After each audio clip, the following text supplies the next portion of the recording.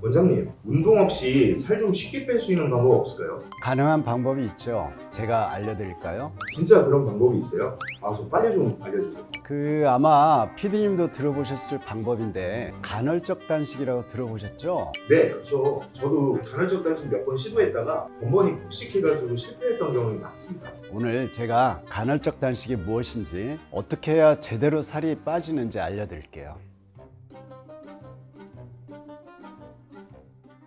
단식은 과거에 질병의 치유 방법으로도 사용되었습니다. 현대 서양의학의 아버지라고 여겨지는 히포크라테스는 아플 때 먹는 것은 병을 먹이는 것이다 라고 했고, 독성의학의 창시자이자 현대 서양의학의 새 아버지 중 한 명인 필립 파라셀수스는 단식은 가장 큰 치료법이자 내과 의사라고 했습니다. 현재 이루어지고 있는 단식의 종류에는 크게 두 가지가 있는데요. 칼로리 제한과 간헐적 단식이 있습니다. 칼로리를 제한하는 단식은 지난 수십 년 동안 비만 실험에서 대다수의 개인이 장기간 동안 유지하는 데 어려움을 경험한다는 것을 보여주었죠. 실제 현재 임상에서도 환자분들이 번번이 포기하게 되고 지속성에 많은 어려움들을 호소하는데요. 이는 단순히 내 의지력의 문제만이 아니라 생활의 불규칙함에 따른 호르몬의 불균형으로 밸런스가 깨진 내 몸이 균형을 유지하려고 끊임없이 노력하는 과정의 일환으로 다이어트가 참 지속하기 어렵다고 보시면 됩니다. 반면에 간헐적 단식은 인간의 본연의 신체 리듬에 맞춰진 식습관에 더 가깝다는 쪽에 무게가 실리면서 그 인기가 증가하고 있습니다. 일주일 중에 하루나 이틀 단식하는 방법과 매일 일정 시간 동안 단식하는 그러한 방법인데요.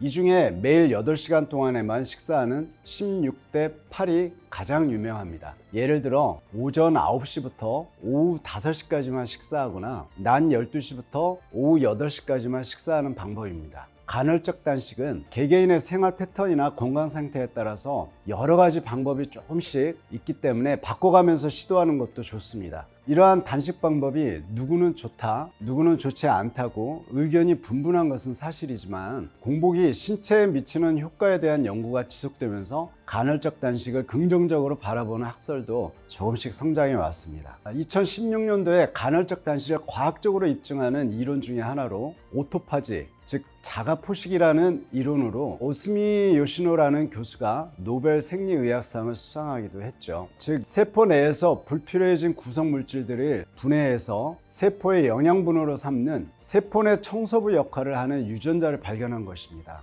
에너지 결핍 같은 영양소가 부족할 때 세포 소기관을 분해하여 불필요하거나 기능하지 않는 세포 구성 성분을 파괴하고 재활용한다는 이론입니다. 이렇게 단식의 효과를 실제 학문적인 증거와 연구를 토대로 입증한 뒤로는 내과 의사들이 비만 환자에게 간헐적 단식을 권장하는 경우가 있을 정도로 이젠 단식을 단순한 민간요법 정도로만 치부할 수 없게 되었죠. 유튜브에 검색만 해봐도 실제 의사분들이 간헐적 단식을 하고 있는 영상도 찾아볼 수 있고, 또 의사가 아니더라도 건강을 유지하기 위해서 혹은 살을 빼기 위해 간헐적 단식을 하는 분들도 이젠 심심치 않게 찾아볼 수가 있게 되었습니다. 이젠 정말 많은 분들이 이 같은 단식을 일상에서 실천하고 있는데요. 단 성인병을 앓고 있거나 특정 약을 복용하고 있는 분들이라면 담당 의사분과 상담을 받은 후에 담당의 지침에 따라서 시행하는 것이 좋겠습니다. 간헐적 단식의 가장 큰 효과는 신진대사의 흐름을 바꾸는 것이라고 할 수 있는데요. 포도당만을 즐겨 사용하는 대사의 흐름을 지방산을 사용하는 대사로 변환해 주는 것이죠. 쉽게 말해 평소에 지방을 잘 쓰지 않던 상태에서 지방을 잘 쓰는 상태로 전환해 주는 것입니다. 간헐적 단식과 대사 건강을 주제로 한 연구에서는 간헐적 단식으로서 에너지를 지방을 사용하면서 얻는 케톤을 추적 관찰해 봤을 때 자주 음식을 섭취하는 일반식에서는 전혀 검출되지 않았지만 간헐적 단식에서는 주기적으로 증가하고 있다고 보고했습니다. 요즘 우리 사회인들은 식량난을 걱정할 필요가 없게 되었고, 오히려 먹거리가 풍족해도 너무 풍족한 지경에 이르렀죠. 이로 인해 규칙적으로 식사를 하게 되었고, 신진대사의 과도한 영양소들을 적정량보다 지나치게 많이 섭취하게 되면서 비만이 만연해졌고 성인병도 너무 흔해졌습니다. 이러한 이유로 지방대사의 흐름을 변환해줄 기회가 좀처럼 생기지 않았는데요. 간헐적 단식으로 공복 시간을 12시간에서 24시간까지 늘리면 당 대사 개선, 염증 완화, 혈압 저하, 세포의 스트레스 저항력 증가 같은 긍정적인 효과가 나타납니다. 식이요법, 식단 관리로 많은 분들이 실천하고 계신 저칼로리 요법과 오늘 말씀드리는 간헐적 단식 중에 어떤 방법이 더 좋은 것인지 비교하는 분들도 많을 것 같은데요. 이 간헐적 단식 요법은 저칼로리 다이어트 방법과 비교하면 여러 면에서 장점이 많다고 할 수 있습니다. 대표적인 것이 바로 근소실을 최소화시켜 준다는 것이죠. 단 이 간헐적 단식만 실천하시면 어쩔 수 없이 근소실이 발생할 수 있지만 꼭 운동을 함께 병행해 주실 것을 권해드립니다. 그럼 간헐적 단식이 저칼로리 요법보다 어떤 장점이 있는지 말씀드려 볼게요.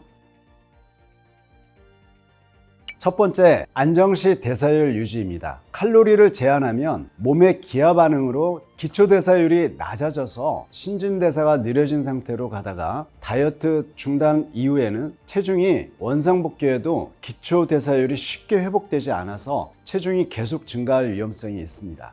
두 번째, 인슐린 저항성 개선입니다. 간헐적 단식에서 인슐린 민감성의 개선 정도가 훨씬 높다는 보고가 많습니다. 세 번째, 근소실 최소화입니다. 칼로리 제한 단식은 칼로리를 너무 과하게 줄일 경우 몸이 대사에 필요한 에너지를 근육을 태워 사용할 수 있고 그럼으로써 지방을 태워 사용할 때보다 신진대사를 더욱 느리게 할 수 있죠. 이에 반해서 간헐적 단식은 섭취하는 칼로리 양이 일정합니다. 그래서 영양소가 골고루 배합된 음식도 섭취할 수 있고 그래서 근소실을 막을 수가 있습니다. 이런 장점들이 있기 때문에 여타 다른 여러 종류의 다이어트 방법과 비교해봐도 건강을 지키면서 다이어트 효과를 더 크게 보실 수 있는 방법이 바로 간헐적 단식이라고 할 수 있어요. 다이어트 중에 가장 중요한 것 중 하나는 떨어지기 쉬운 기초 대사율을 늘리거나 유지해서 신진대사를 빠르게 가져가는 것인데요. 만약 피치 못한 사정으로 다이어트를 중단하게 되더라도 체중과는 달리 떨어진 기초 대사율이 쉽게 원상복귀 되지 않는다는 점을 기억하시는 게 좋겠습니다.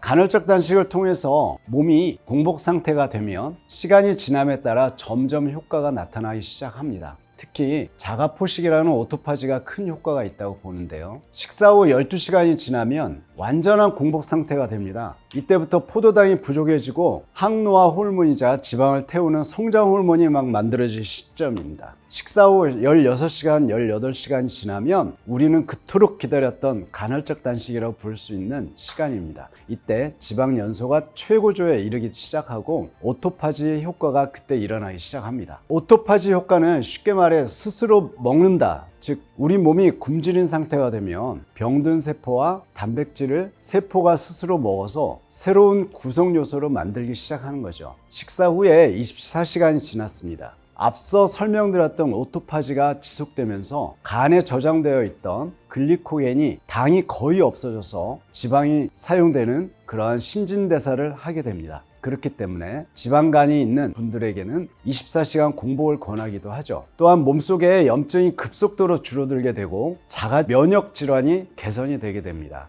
또한 줄기세포 발생이 일어나기 시작한다고 합니다. 식사 후에 48시간 이상, 그때는 줄기세포의 발생이 증가하고 우리 신체는 에너지의 효율성을 추구하는 모드로 돌입하게 되는데요. 그렇기 때문에 적은 영양분으로 최고의 효율을 내는 단계이기도 합니다. 근데 48시간 이상 금식하는 것은 일반적으로 무리이기 때문에 본인의 건강 상태와 컨디션에 맞게 실천하는 것이 좋겠습니다. 결론부터 말씀드리면 단식 기간에는 칼로리가 있는 어떤 음식도 드시면 안 됩니다. 보통 단식 시간을 너무 길게 잡는 분들의 경우 배고픔, 허기짐, 심심함을 참지 못하고 간식 같은 것들을 드시는 분들이 있죠. 하지만 앞서 간헐적 단식에 대해 제가 뭐라고 말씀드렸죠? 이 방법은 음식물 섭취를 일정 시간 동안 의도적으로 중단하면서 포도당만을 즐겨 사용하는 대사를 지방산을 사용하는 대사로 전환해 주는 것이라고 말씀드렸죠. 이를 통해 의도적으로 인슐린 분비를 줄여서 인슐린 민감성을 높이고 이로써 살이 덜 찌게 만드는 것인데 간식 하나라도 드실 경우에는 이러한 대사작용, 루틴이 모두 깨지게 되는 것입니다. 그러니까 간헐적 단식 중에는 드시지 마시고 단식이 끝난 시점에 드셔야죠.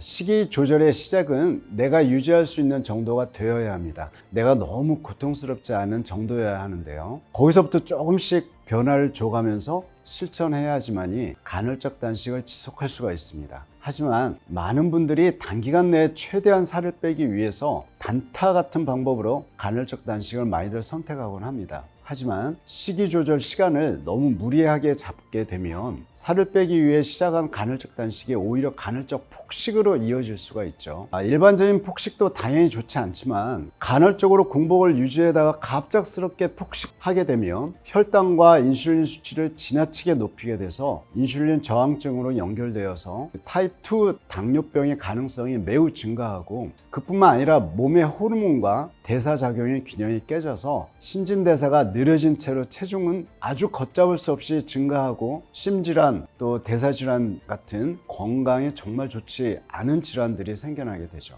또 저체중인 분들 경우에는 간헐적 단식이라는 요법 자체를 권장드리지는 않습니다.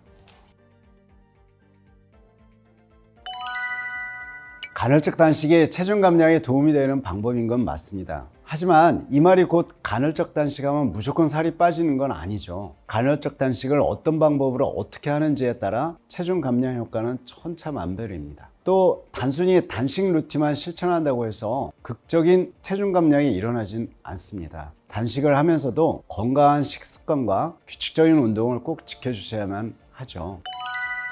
간헐적 단식은 건강에 이로운 방식은 맞습니다. 하지만 언제나 누구에게나 이로운 방식은 아닐 수 있는데요. 특히 저혈당, 당뇨병, 심질환 등과 같은 그러한 성인병을 앓고 있는 분들에게는 위험할 수도 있기 때문에 꼭 담당 의사분과 상의한 후에 시행하도록 해야 합니다. 아니죠. 앞서서도 설명드렸지만 간헐적 단식이 만병통치약이 절대 아닙니다. 먹고 싶은 음식을 다 먹는다면 총질량의 법칙으로 효과가 없겠죠. 건강에도 이롭지 않을 테고요. 오늘 제가 간헐적 단식에 대해서 말씀드렸는데요. 궁금하신 점이 있으시면 댓글로 달아주시기 바랍니다. 감사합니다.